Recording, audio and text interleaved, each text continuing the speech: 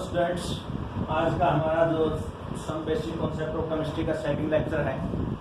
First lecture में हमने compounds, molecules, atoms के बारे में पढ़ा था।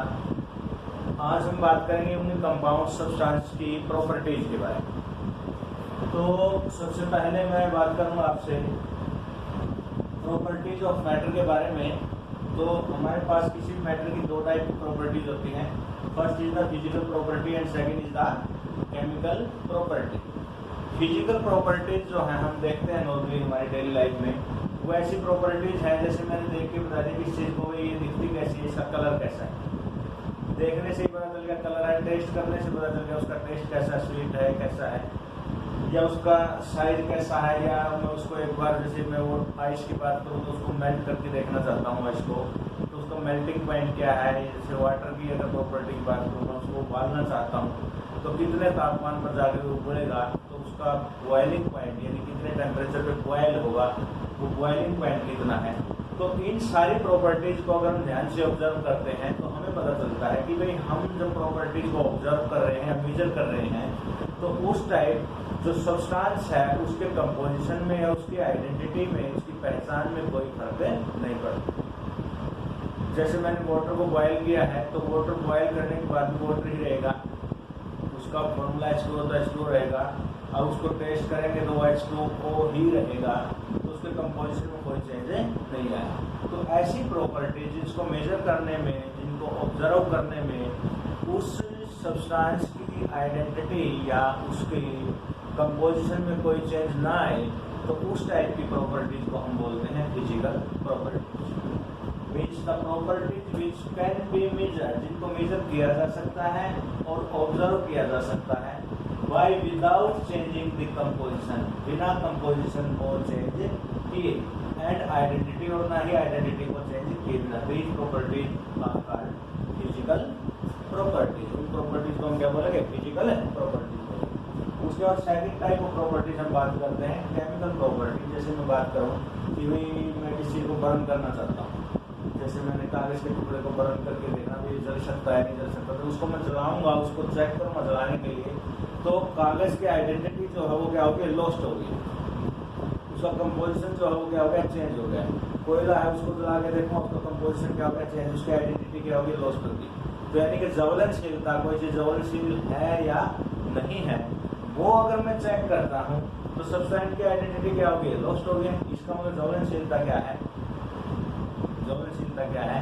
एक केमिकल प्रॉपर्टी। इसी तरह से एसिडिटी या बेसिसिटी की अगर मैं बात करूँ, भाई कोई चीज अम्लीय है या क्षारीय है, वो एसिडिक है, बेस है, तो उसको चेक करूंगा मैं उस टाइम, तो पीएच पेपर से मेरे को चेक करना पड़ेगा। अगर पीएच पेपर से चेक करूंगा तो जो सब्सटेंस हमारा जो हमने लिया है उसकी आइडेंटिटी लॉस्ट हो जाती है, उसकी कंपोजिशन खत्म हो जाती है, वो केमिकल रिएक्शन करके कुछ और चीज बना देता है। यानी कि केमिकल रिएक्शन करके ही बता सकता हूँ मैं कि भाई उसकी ये केमिकल प्रॉपर्टी कैसी है। तो ऐसी प्रॉपर्टीज को हम क्या बोलते हैं? Chemical properties. तो द प्रॉपर्टीज ऑब्जर्वेशन और मेजरमेंट रिक्वायर्ड एक केमिकल चेंज, जिसकी ऑब्जर्वेशन और मेजरमेंट के लिए हमें क्या चाहिए? एक केमिकल चेंज चाहिए। ऐसी प्रॉपर्टीज को हम क्या बोलेंगे? Chemical property. क्लियर है? फॉर एग्जांपल एसिडिटी, बेसिसिटी और कंबसिबिलिटी। कंबसिबिलिटी मीन्स ज्वलनशीलता, ज्वलनशीलता। क्लियर? उसके बाद अगर हम नेक्स्ट बात करते हैं तो नेचर ऑफ प्रॉपर्टीज के बारे में बात करूंगा मैं। प्रॉपर्टीज की नेचर्स जो हैं हमारे पास जनरली दो टाइप की होती है। नॉर्मली हमने देखा कि भाई अगर किसी प्रॉपर्टी को देखते हैं, हम बोलते हैं कि भाई इसका कलर कैसा है? ब्लैक या ग्रीन कलर है। तो ग्रीन कलर को भी हम डिफाइन जब करेंगे तो हम ये बोलेंगे कितना ग्रीन, बहुत गाढ़ा ग्रीन या बहुत हल्का ग्रीन, लाइट या बहुत डार्क ग्रीन। मतलब इस तरीके से हम जो प्रॉपर्टीज की बात करते हैं तो हमारे जनरल भाषा में अगर कहें तो दो चीजें हमारे दिमाग में आती हैं, कितना और कैसा। मतलब कोई चीज कैसी है, कैसी मतलब उस प्रॉपर्टीज को हम चेक कर रहे हैं लेकिन उसकी मात्रा, उसके अमाउंट को नहीं बता रहे वो कितनी है। तो कैसी यानी क्वालिटी जब हम उसकी हम चेक करेंगे तो ऐसी प्रॉपर्टीज की जो क्वालिटी है तो उस नेचर को हम क्या बोलते हैं? Qualitative nature. क्या बोलेंगे? Qualitative nature. यानी कैसा है। फॉर एग्जाम्पल टेस्ट की हम बात करें तो मीठा, कैसा, मीठा। बट नॉट, ये नहीं कहा मैंने कितना मीठा। जब कितना मीठे की बात आएगी तो कितने से हमारा मतलब है क्वांटिटेटिव। क्या मतलब है, क्वांटिटेटिव। तो हमारे पास नेचर और प्रॉपर्टीज की बात करें तो दो प्रॉपर्टीज हैं, कैसा और कितना से हम अंडरस्टैंड करें। एक तो क्वालिटेटिव नेचर और दूसरा क्वांटिटेटिव नेचर। तो क्वालिटेटिव नेचर जो है उससे तो हमें प्रॉपर्टी पता चल गई कैसी है, लेकिन क्वांटिटेटिव नेचर जो है हमारी डेली लाइफ में बहुत ज्यादा इंपॉर्टेंट है, क्योंकि हम कंपैरिजन जब इन चीजों का करते हैं तो उन कंपैरिजन के टर्म में हमें पता होनी चाहिए क्वांटिटेटिव नेचर कितना। फॉर एग्जाम्पल मैं वेट कर रहा हूँ दो चीजों में से, मैंने कहा भी इसमें से ये चीज हैवी है और ये हल्की है, एक हल्की है दूसरी क्या भारी, लेकिन मेरे को ये भी देखना पड़ेगा वो उससे कितनी भारी है। अगर मैं ये देखना चाहता हूँ उससे कितनी भारी है तो मेरे को दोनों को वेइंग मशीन पे लेके जाना पड़ेगा, उनका वेट करना पड़ेगा। एक का वेट आएगा कितना 12 किलोग्राम और दूसरे का आएगा 18 किलोग्राम, यानी कि 12 केजी और 18 केजी। तो 12 केजी और 18 केजी की जब बात आएगी तो वहां पर हमें पता चला कि क्वालिटेटिव मेजरमेंट हमने की है और दोनों का कंपैरिजन क्या हो गया, अच्छे से हो गया कि एक का वेट दूसरे से ज्यादा है, कितना 6 केजी। तो इसलिए डेली लाइफ में जो रूटीन में हमारी चलती है मेजरमेंट्स उसमें क्वांटिटेटिव मेजरमेंट्स की बहुत ज्यादा अहमियत है। अगर मैं क्वांटिटेटिव मेजरमेंट्स करता हूं, जैसे मैं अभी दो चीजों के ऑब्जेक्ट्स के बारे में मैंने बात की, मैंने लिखा एक का वेट कितना है 12 किलोग्राम और एक का कितना है 18 किलोग्राम। तो मैंने जब इसको नोट किया है तो यहाँ दो चीजें हैं, देखो एक तो नंबर है हमारे पास और दूसरा क्या है लास्ट में यूनिट, इकाई, जिसको हम बोलते हैं यहाँ क्या है किलोग्राम। इस इकाई के बिना इस नंबर का कोई महत्व नहीं है। मैं ये नहीं कहूंगा कि इसका वेट 12 है, 12 क्या है, 12 किलोग्राम है, 12 ग्राम है, 12 क्विंटल है, 12 मन है। तो ऐसा कुछ नहीं है, जब तक हम नंबर के पीछे यूनिट यानी इकाई नहीं लगाएंगे तब तक उस क्वालिटेटिव मेजरमेंट्स का कोई इंपॉर्टेंस, कोई महत्वता नहीं है। तो इसलिए जब हम क्वांटिटेटिव मेजरमेंट्स को रिप्रेजेंट करते हैं, उसको दर्शाते हैं, कहीं पर लिखते हैं, तो all represented by A number followed by unit, यानी नंबर के पीछे क्या लिखेंगे उसकी यूनिट लिखेंगे। फॉर एग्जांपल मैंने हाइट की बात की किसी की, तो हाइट में लिखा मैंने 6 मीटर, क्या 6 मीटर। अगर मैं यहाँ 6 मीटर की बात करूं तो बहुत ज्यादा हाइट हो जाती है, लेकिन अगर 6 सेंटीमीटर की बात करूं तो बहुत ही कम हाइट हो जाती है 6 सेंटीमीटर। तो इस तरीके से यानी कि जो पीछे यूनिट लगेगी वो डिसाइड करेगी बहुत सारी सब चीजों को। तो वो क्या है क्वांटिटेटिव मेजरमेंट। वेट के लिए यूनिट लगाई 15 केजी। तो यहाँ किलोग्राम और मीटर जो है दोनों क्या है यूनिट है। किलोग्राम किसकी यूनिट है, वेट की, और हाइट किसकी यूनिट है, क्लियर। तो उससे नेक्स्ट हम बात करते हैं यूनिट के बारे में। तो यूनिट क्या है, देखो यूनिट मैं जनरली बात करना चाहूंगा, अगर आपको बिल्कुल सिंपल तरीके से मैं कहूँ कि भाई जैसे व्हाइट बोर्ड ही है, इस व्हाइट बोर्ड की लेंथ यहाँ से लेकर मैं यहाँ तक मापना चाहता हूँ, तो जनरली अगर मैं कंपैरिजन बिल्कुल आपको बगैर कुछ दिए अगर मैं आपको कंपैरिजन करने के लिए कहूँ कि दो स्टूडेंट्स को एक क्या करेगा कंपेयर करोगे, कंपेयर करेगा तो पहले सीधे से शुरू करेगा ऐसे 1 2 3 4 5 6 7 8। उसने कहा लेंथ ऑफ बोर्ड कितनी है 8 बिलात, 8 बिलात है हमारी लोकल लैंग्वेज में अगर हम बात करें, ठीक है।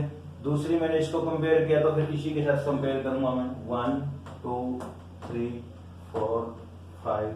तो 5 बिलात इसकी क्या है, विड्थ है, चौड़ाई है। तो यहाँ देखो मैंने इस लेंथ को मापने के लिए यूटिलाइज किया इस हैंड को, इस बिलात को। तो ये बिलात हमारे पास क्या है, अब यूनिट है। That is the reference, that is the standard reference. ये क्या है, स्टैंडर्ड रेफरेंस है जो मैंने लिया है क्या करने के लिए, लेंथ को मेजर करने के लिए, लेंथ को मापने। तो इसलिए यूनिट जो है, कोई भी यूनिट हो, किलोग्राम हो, ग्राम हो, सेंटीमीटर हो, वो हमेशा क्या होता है, एक रेफरेंस होता है जिसके साथ कंपेयर करके हम किसी चीज को मेजर करते हैं या मापते हैं। तो यहाँ यूनिट की अगर हम बात करें तो it is the standard reference. अब स्टैंडर्ड रेफरेंस रेफरेंस तो आपको पता चल गया है। एक स्टैंडर्ड वर्ड जो मैंने यूज किया है उसकी बड़ी इंपॉर्टेंस है। अब बिलोंग तो देखो मैंने यहाँ मेरे लिए, अगर मैं किसी और पर्सन को बुला के उससे विजिट दूं क्या पता उसके हाथ में से इतने लंबे हो, उसकी यहाँ मेरी 6 बिलोंग आई है तो क्या पता उसकी क्या है 7 में ही काम चल जाए। तो यानी कि जब मैं स्टैंडर्ड की बात करूंगा लिखूंगा कहीं तो मेरे को लिखना पड़ेगा कि भाई नरेंद्र सर की जो बिलोंग है वो 8 है, किसी और की नहीं।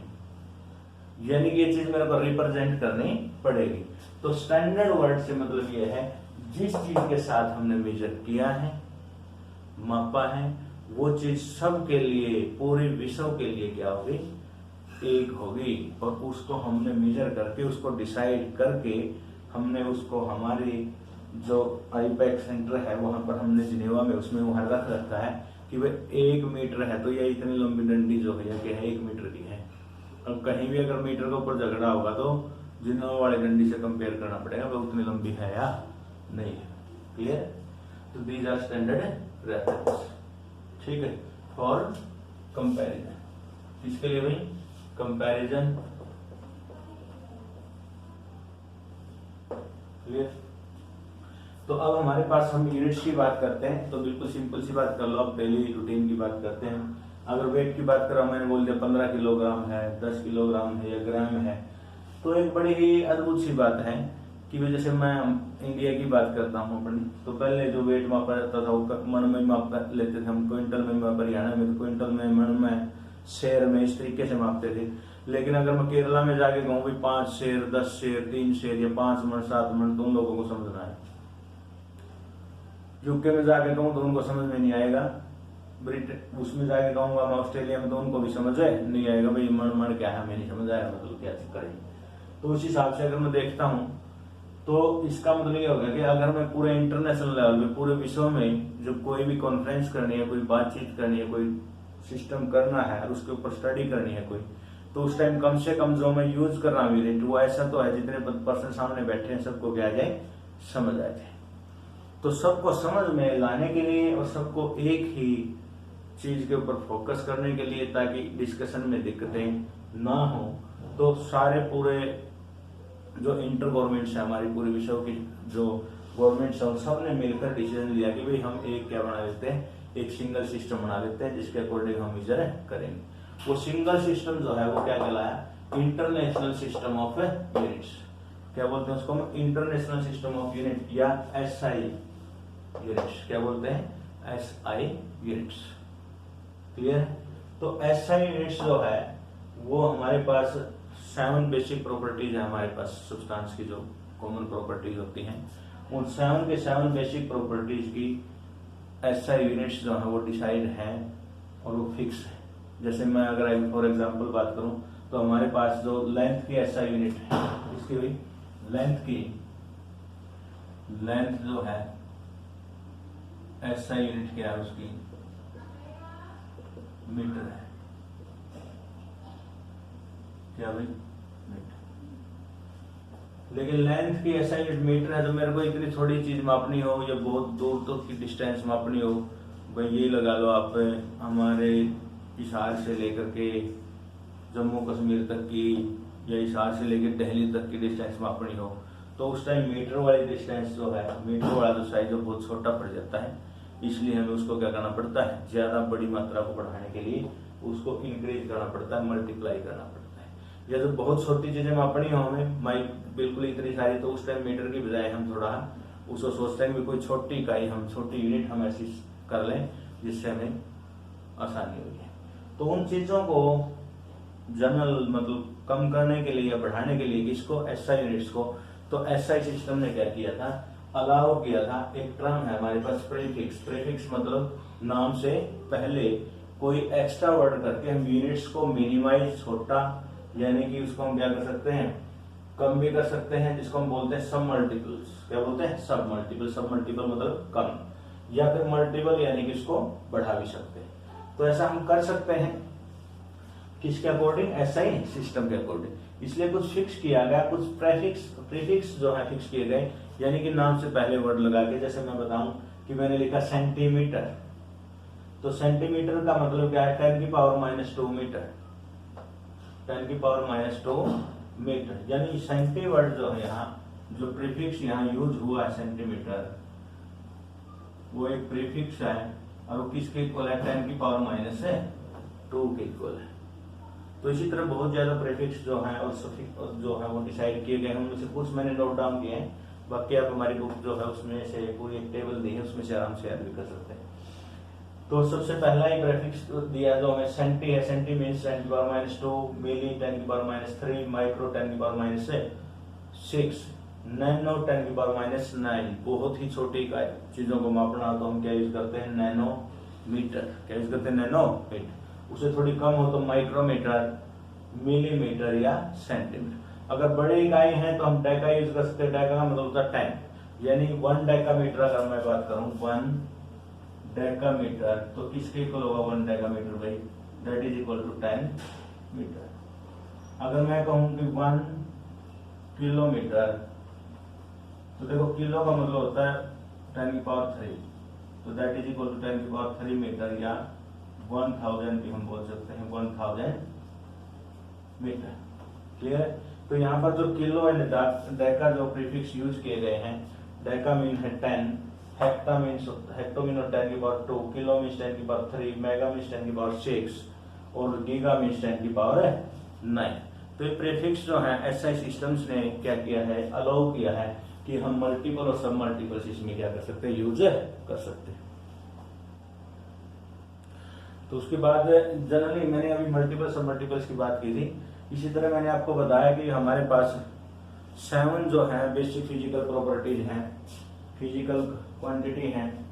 उनको हम फिजिकल क्वांटिटीज की अगर हम बात करें तो 7 फिजिकल क्वांटिटीज हैं हमारी, हमने डिसाइड की हैं, और उन फिजिकल क्वांटिटीज की हमने क्या एसआई यूनिट भी फिक्स हम की, और उन एसआई यूनिट्स की हम बात करते हैं।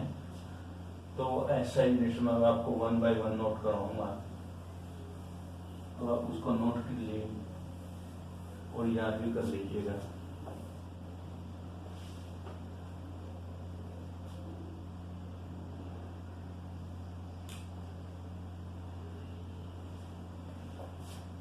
Basic physical quantities, basic physical quantities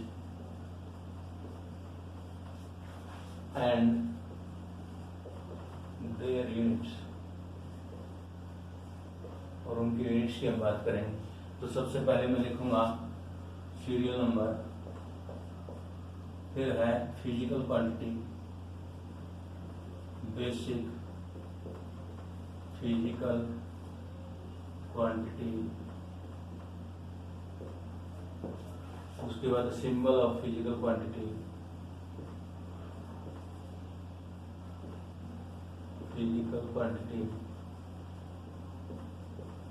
next है उसकी एसआई यूनिट, उसके बाद है symbol of SI unit.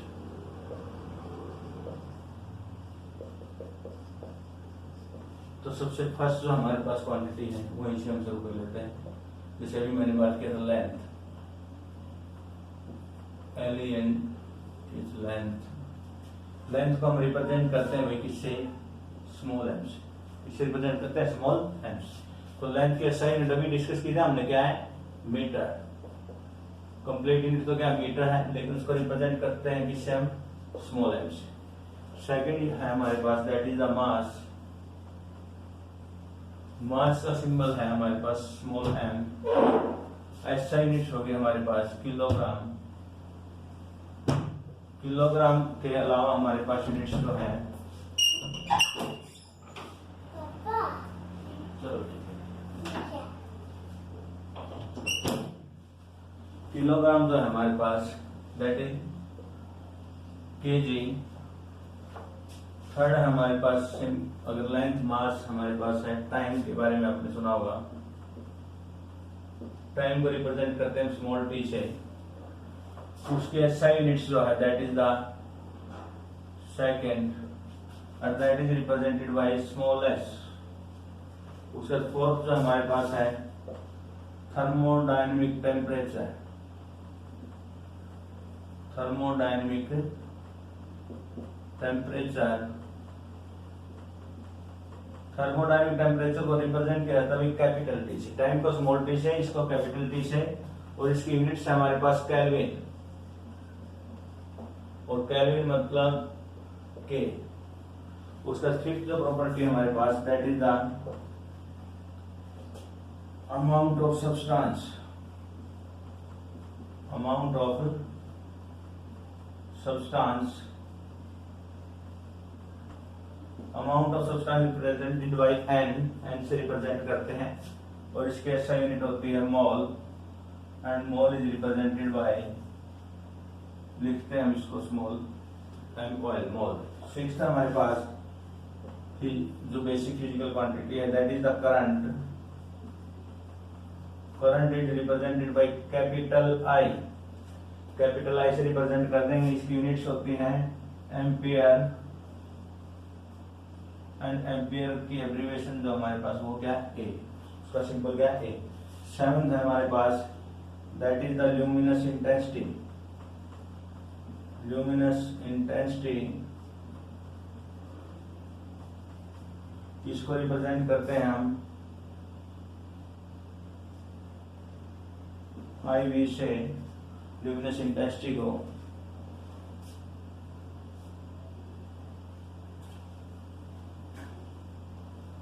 I knew से, किससे रिप्रेजेंट करते हैं, आई न्यू से, और इसकी ऐसा यूनिट होती है कैंडेला, और उसको रिप्रेजेंट किया जाता है सी डी।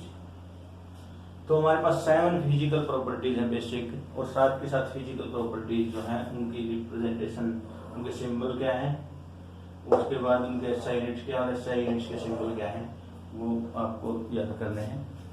तो आज का लेक्चर यहीं तक है, कंप्लीट हुआ। Thank you.